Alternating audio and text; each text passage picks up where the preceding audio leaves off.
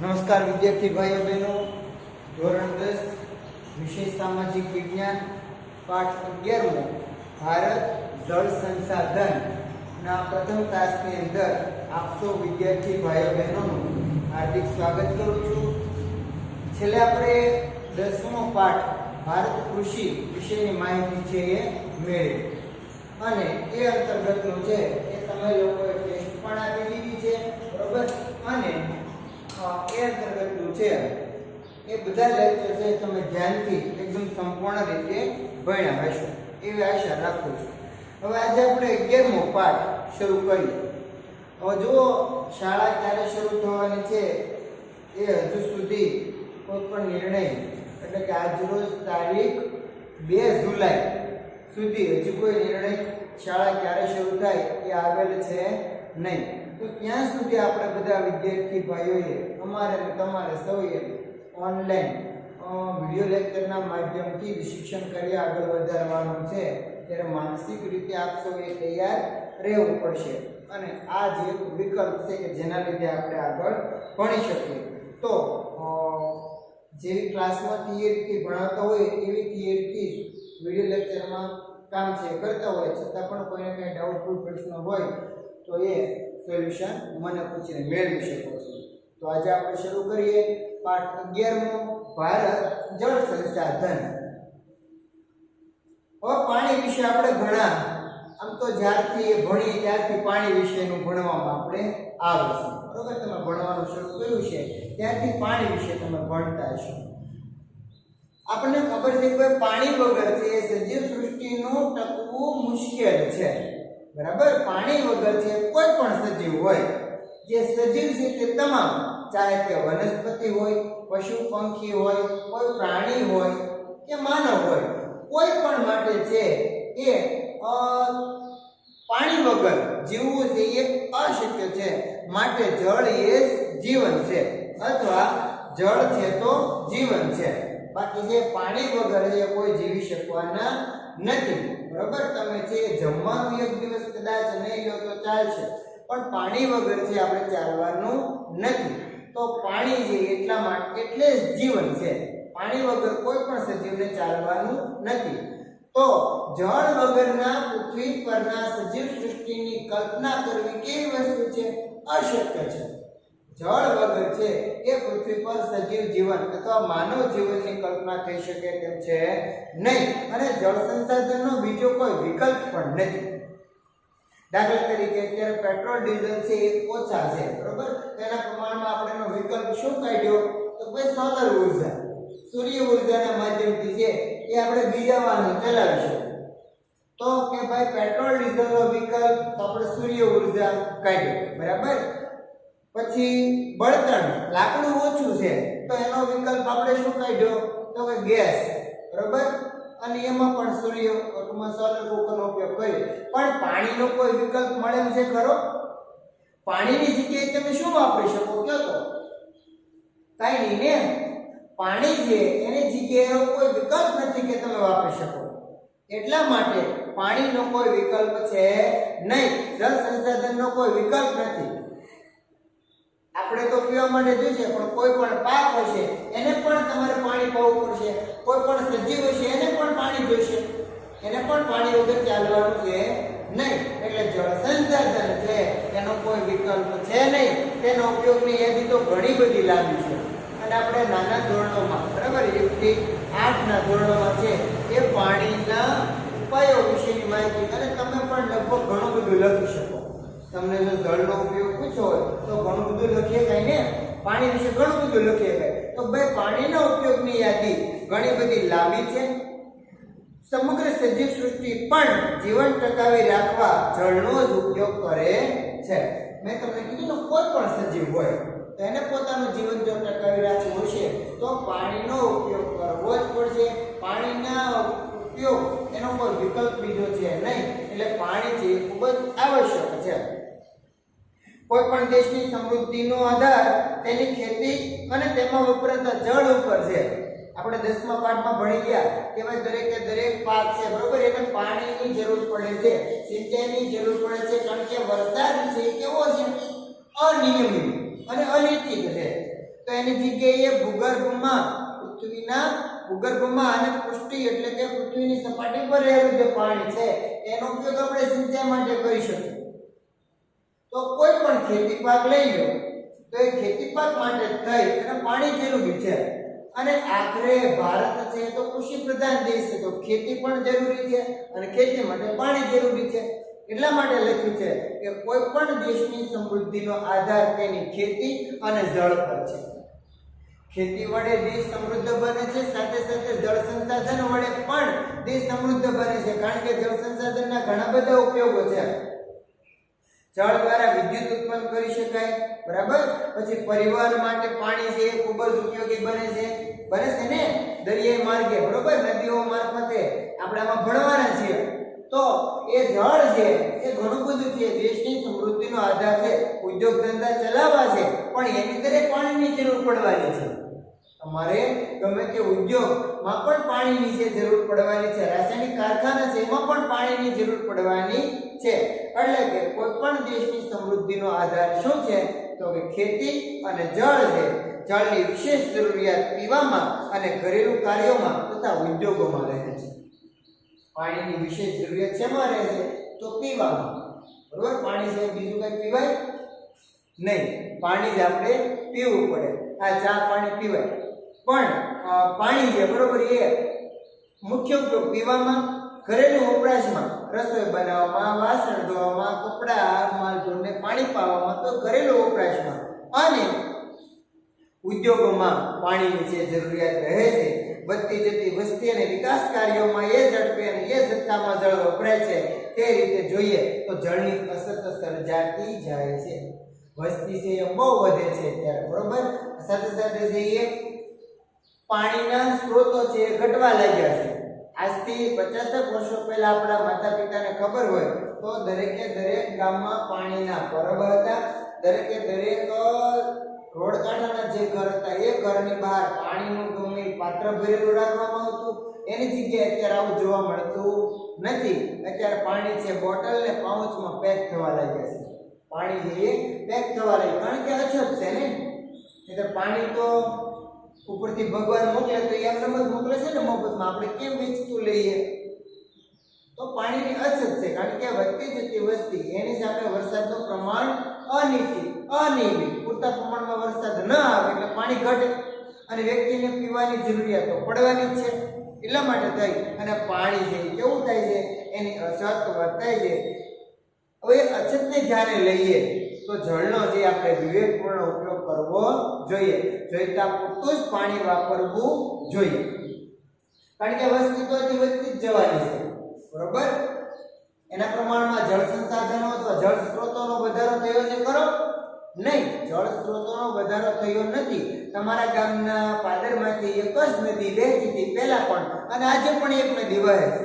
જ્યારે આપણા ગામની વસ્તી 2000 હતી ત્યારે પણ એક નદી વહેતી હતી, જ્યારે વસ્તી 5000 થઈ ત્યારે પણ એક જ નદી વહે છે. તો જળના સંસાધનોની માત્રામાં વધારો થયો નથી, બલકે વસ્તીમાં વધારો થાય છે. તો પાણીનો છે કરકસરપૂર્વક અને ખૂબ જ વિવેકપૂર્વક વિનયપૂર્વક ઉપયોગ કરીશું તો કદાચ આવનારી પેઢી માટે પાણી બચશે. જળ એ મર્યાદિત સંસાધન છે, બરોબર, અમર્યાદિત નથી, લિમિટેડ છે. તેના સ્થાને કોઈ પણ સંસાધનને ઉપયોગમાં લઈ શકાય તેમ નથી. આપણે ચર્ચા કરી પાણીના વિકલ્પમાં કોઈ પણ સંસાધન આવી શકે એમ નથી. બીજા બધાના વૈકલ્પિક સંસાધનો છે. પર્યાવરણ જીવંત છે તો જળ સંસાધનને કારણે જ, તેથી જળ એ જીવનનું અભિન્ન અંગ છે. આખી જે સજીવ સૃષ્ટિ છે, આખું જે આપણી આસપાસનું જે પર્યાવરણ છે જીવંત છે, ચેતન છે. શા માટે? પાણી મળે છે એટલા માટે. ઉનાળાની અંદર સુકાઈ ગયેલી વનસ્પતિ ત્યારે ચોમાસામાં હરિયાળી બની જાય, ધરતીએ જાણે લીલી ચાદર ઓઢી હોય એવું વાતાવરણ જોવા મળે. ક્યારે? તો કે જ્યારે એ નાની નાની વનસ્પતિઓને પાણીના બૂંદ મળે ત્યારે. તો એનાથી ધરતી ચેતનવંતી બનીને જીવંત બનીને તો પર્યાવરણ છે એ જીવંત છે. તો શાના કારણે છે? જળ સંસાધનના કારણે છે. એ માટે જળ છે એ જીવનનું અભિન્ન અંગ છે. જળને તમે જીવનથી અલગ કરી શકો નહીં. આ છે પાઠની પ્રસ્તાવના. હવે પાણી વિના છે આપણે ચાલવાનું નથી. પાણી છે માનવ જીવન માટે, બરાબર, પશુઓ માટે, પક્ષીઓ માટે, ગમે એના માટે છે એ પાણી ખૂબ જ જરૂરી છે. એટલે ખાસ જોઈએ તો જળનો છે વિનય અને વિવેકપૂર્વક ઉપયોગ કરવો પડશે, તો જ આગામી સમય માટે પાણી બચવાનું છે. હવે આપણે જોવાનું છે જળ સ્ત્રોત. હવે પછીનો મુદ્દો છે જળ સ્ત્રોતો. જળ સ્ત્રોતો એટલે કે પાણી જ્યાંથી મળે છે તે જોઈએ. જળ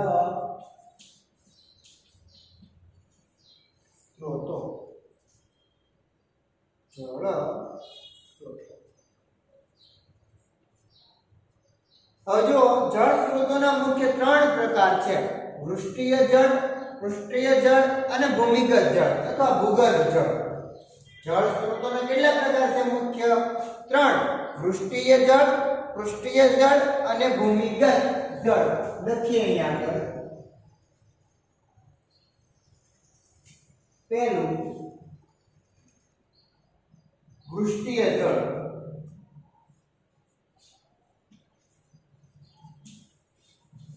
બીજું પૃષ્ઠીય જળ.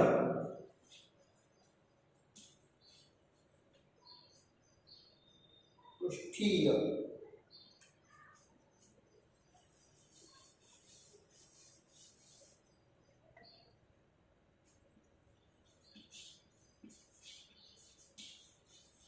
અને ત્રીજું છે ભૂમિગત જળ.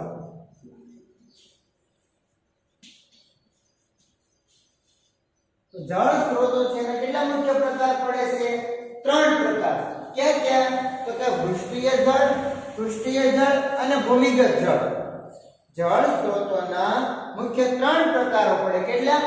3: વૃષ્ટિય જળ, પૃષ્ઠીય જળ અને ભૂમિગત જળ. હવે આપણે ત્રણેય વિશે સમજીએ કે વૃષ્ટિય જળ કોને કહેવાય, પૃષ્ઠીય જળ કોને કહેવાય અને ભૂમિગત જળ કોને કહેવાય. તો સૌથી પહેલું છે વૃષ્ટિય જળ. સૌથી પહેલું શું છે?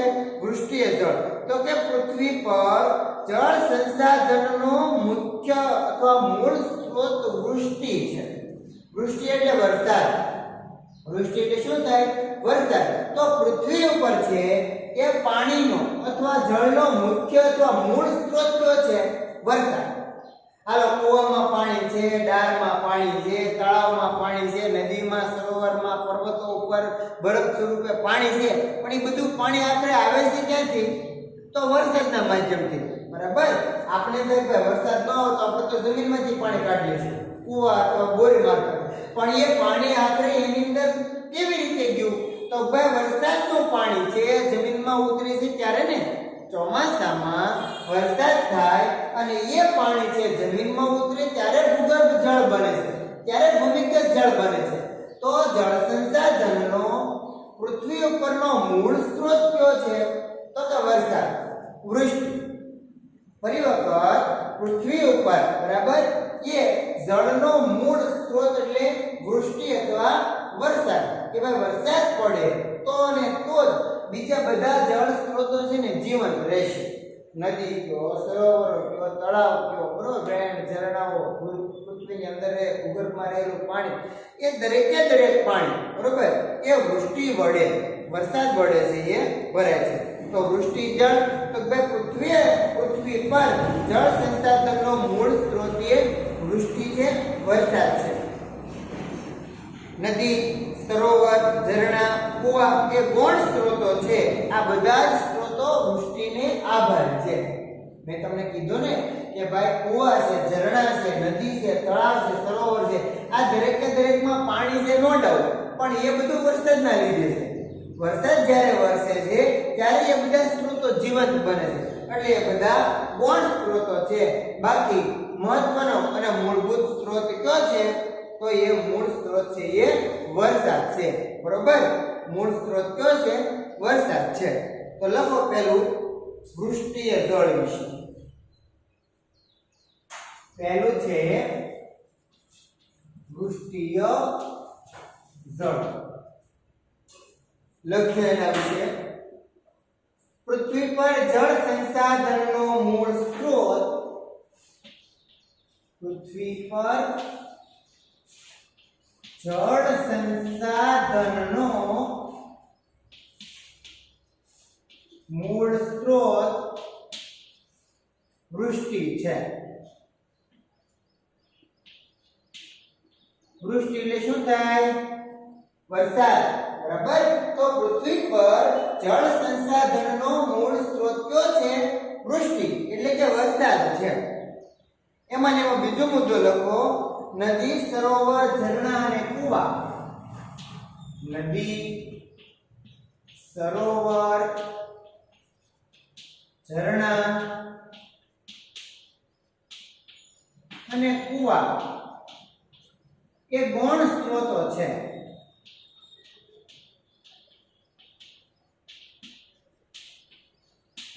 બરાબર. નદી, સરોવર, ઝરણા અને કુવા એ બધા ગૌણ સ્ત્રોતો છે. એ બધા વૃષ્ટિને આભારી છે, વરસાદને આભારી છે. આ બધા જ સ્ત્રોત વૃષ્ટિને આભારી છે. એમાં લખજો, આ બધા જ સ્ત્રોત વૃષ્ટિને આભારી છે.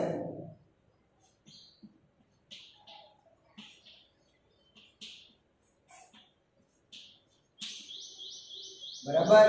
તો જળ સ્ત્રોતોનો સૌથી પહેલો પ્રકાર તો કે વૃષ્ટિ જળ. વૃષ્ટિય જળ. જળ સ્ત્રોતોનો સૌથી મુખ્ય પ્રકાર પહેલો વૃષ્ટિય જળ એટલે કે વરસાદનું પાણી. બરાબર. વરસાદમાંથી જે વરસીને જે પાણી આવે છે એ મૂળ સ્ત્રોત છે. હવે બીજું જોઈએ આપણે પૃષ્ઠીય જળ. તો કે પૃથ્વીની સપાટી પરનું પાણી. જેવું ક્યાંનું પાણી? તો કે નદી, સરોવર, તળાવ, ઝરણા, સાગર વગેરે સ્વરૂપે જે જોવા મળે છે તે પૃષ્ઠીય જળ છે. પૃષ્ઠીય જળ એટલે શું? તો કે પૃથ્વીની સપાટી પર રહેલું પાણી. પૃથ્વીની સપાટી પર પાણી શેમાં સંગ્રહિત થાય? તો ભાઈ નદીમાં, ઝરણામાં, તળાવમાં, સરોવરોમાં, દરિયામાં. આ બધું પાણી છે પૃથ્વીની સપાટી પર રહેલું છે ને. પૃથ્વીની સપાટી પર એટલે સમતલ સપાટીમાં નહીં, પણ નદી હોય ત્યાં વહેણ હોય, દરિયો હોય ત્યાં ઊંડાઈ હોય, કુવા હોય ત્યાં પણ ઊંડાઈ હોય. તો આ બધું છે. બરોબર. એ ખાસ કરી અને જોઈએ તો કેવું જળ છે? તો ભાઈ પૃષ્ઠીય જળ છે. અને પૃષ્ઠીય જળનો મુખ્ય સ્ત્રોત પાછી નદી છે. આ બે બાબત સમજવાની છે. પહેલો આપણે શું જોયું? તો ભાઈ પૃથ્વી પર જળનો મુખ્ય સ્ત્રોત કયો? તો વૃષ્ટિ. પૃથ્વી પર જળ સંસાધનનો મુખ્ય સ્ત્રોત એટલે વૃષ્ટિ. ભાઈ વરસાદ દ્વારા જે પાણી જમીન ઉપર આવે છે. તો બીજા આગળ પૃષ્ઠીય જળ એવું. તો ભાઈ પૃષ્ઠીય જળનો મુખ્ય સ્ત્રોત કયો છે? નદી. શા માટે? દરિયામાં પાણી કઈ રીતે એવું? તો નદી મારફતે. ગમે તે સરોવર, તળાવમાં પાણી કઈ રીતે એવું? તો નદી મારફતે આવે ને. તો પૃષ્ઠીય જળ છે એનો મુખ્ય સ્ત્રોત છે એ શું છે? તો કે એ નદી છે. લખીએ એમાં આપણે. બીજું છે પૃષ્ઠીય જળ.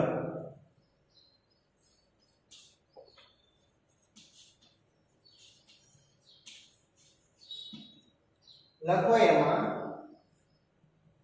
પૃથ્વીની સપાટી પરનું જળ.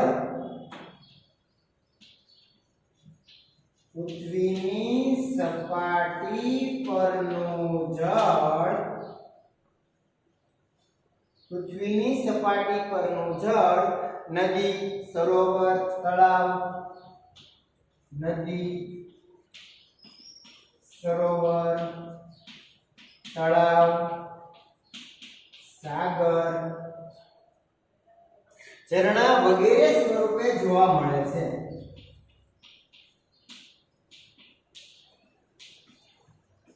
વગેરે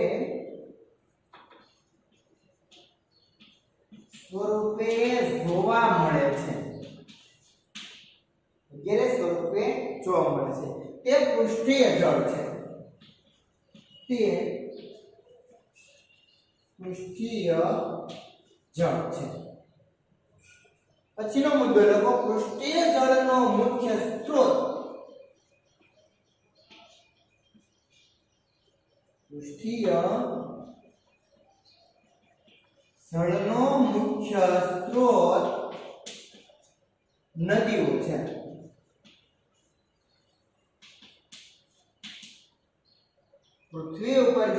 રહેલું છે એ બધું પાણી કઈ રીતે એકત્રિત થાય છે?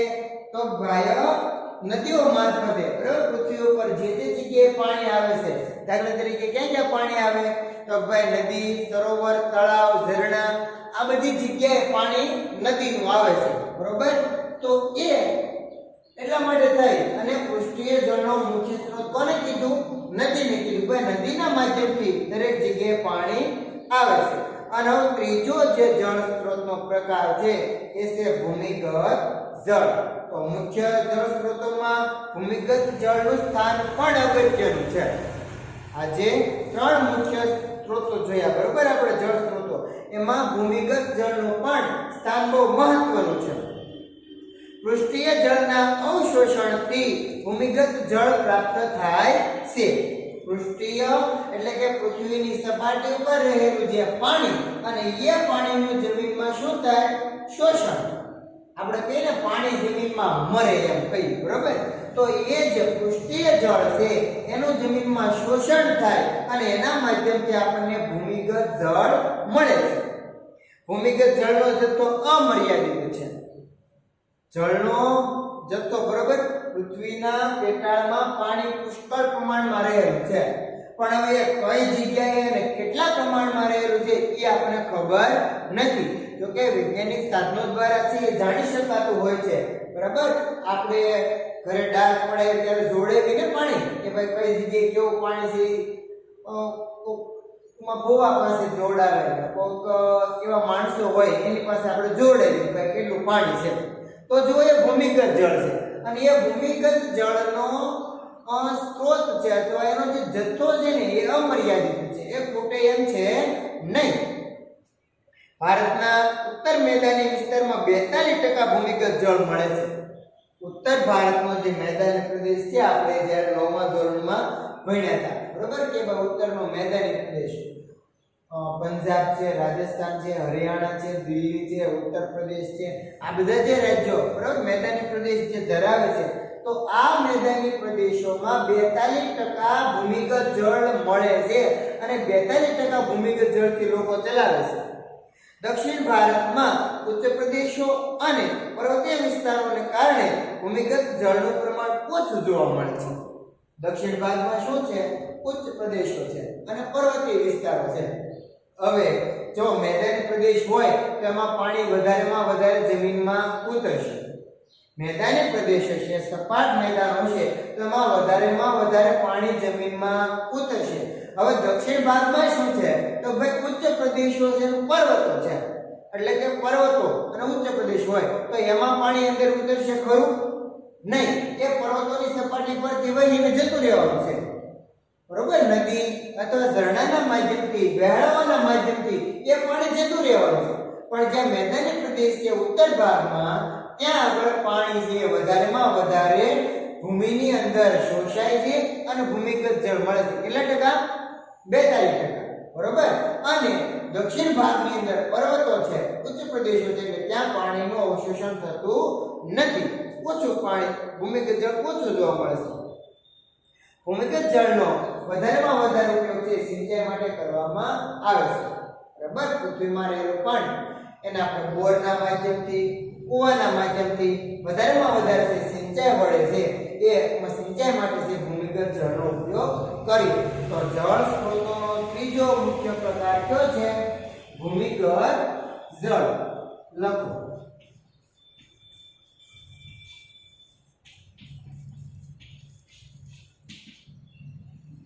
ભૂમિગત જળ જોઈએ. મુખ્ય જળ સ્ત્રોતોમાં ભૂમિગત જળનું સ્થાન પણ અગત્યનું છે. લખજો. મુખ્ય જળ સ્ત્રોતોમાં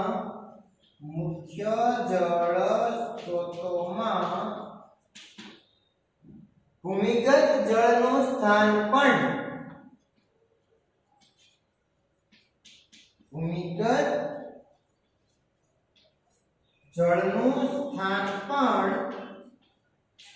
અગત્યનું છે.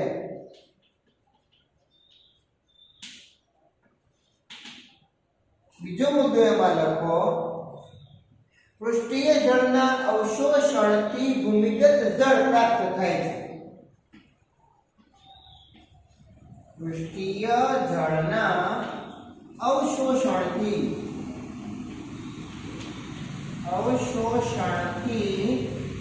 ભૂમિગત જળ પ્રાપ્ત થાય છે.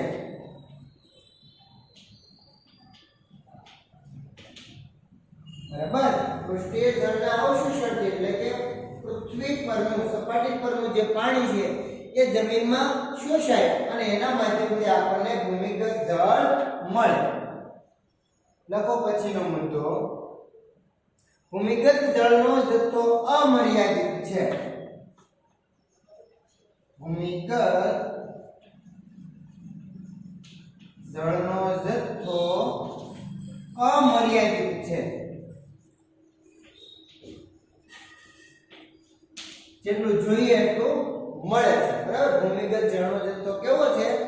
અમર્યાદિત છે. આપણને વધારેમાં વધારે પ્રમાણમાં મળે છે. પછીનો મુદ્દો લખો. ભારતના ઉત્તરના મેદાની વિસ્તારમાં 42% ભૂમિગત જળ ભારતના ઉત્તરના મેદાની પ્રદેશમાં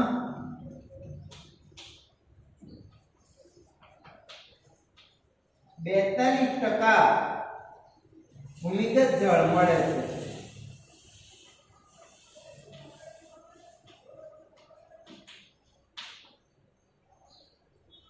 ભારતના ઉત્તરના મેદાની પ્રદેશમાં કેટલા ટકા? 42% ભૂમિગત જળ મળે છે. એ પછીનો મુદ્દો લખો. દક્ષિણ ભારતમાં ઉચ્ચ પ્રદેશ અને પર્વતીય વિસ્તારો પછી લખી લેજો, પણ એ મુદ્દો પણ તમારે લખવાનો રહેશે. અત્યારે નહીં લખી શકાય મારી સાથે, પણ જો પછીનો મુદ્દો એ લખવાનો છે કે દક્ષિણ ભારતની અંદર ઉચ્ચ પ્રદેશો અને પર્વતીય વિસ્તાર છે, એટલા માટે ત્યાં ભૂમિગત જળ છે એ એટલા બધા પ્રમાણમાં મળતું નથી. અને છેલ્લો મુદ્દો ખાસ લખજો, ઇમ્પોર્ટન્ટ છે કે ભાઈ ભૂમિગત જળનો સૌથી વધુ ઉપયોગ સિંચાઈ માટે થાય છે. એ હું નીચે લખું છું. ભૂમિગત જળનો સૌથી વધુ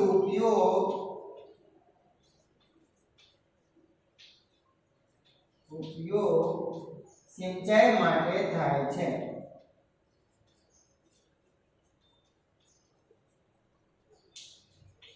નાના અક્ષર છે, થોડા દેખાશે. બરાબર. ભૂમિગત જળનો સૌથી વધુ ઉપયોગ શા માટે થાય? તો કે સિંચાઈ માટે થાય છે, પિયત માટે કરવામાં આવે છે. તો આપણે ભણ્યા જળ સ્ત્રોતોના મુખ્ય 3 પ્રકારો. જળ સ્ત્રોતોના મુખ્ય 3 પ્રકારો કયા છે? તો કે વૃષ્ટિય જળ અને ભૂમિગત જળ. બરાબર. 3 પ્રકારો મહત્વના છે. જળ સ્ત્રોતોના 3 પ્રકારો મુખ્ય: વૃષ્ટિય જળ અને ભૂમિગત જળ. એમાં વૃષ્ટિય જળ તો ભાઈ વરસાદ આધારિત જે પાણી મળે છે તે. બરાબર. પૃથ્વી ઉપર જળ છે, પાણીનો મુખ્ય સ્ત્રોત પૃથ્વી પરનો કયો? તો કે વરસાદ. તો બીજો પાછો એવો સવાલ આવે કે પૃષ્ઠીય જળનો મુખ્ય સ્ત્રોત કયો? તો કે નદીઓ.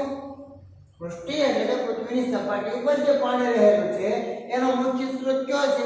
તો કે નદીઓ છે. બરાબર. નદીઓના માધ્યમથી એકત્ર પાણી પહોંચે છે.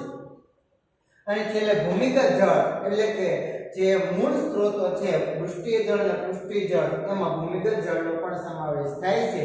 બરાબર. પૃષ્ઠીય જળના અવશોષણથી પૃથ્વીની સપાટી પર રહેલું જે પાણી છે એના અવશોષણથી છે એ ભૂમિગત જળ બને.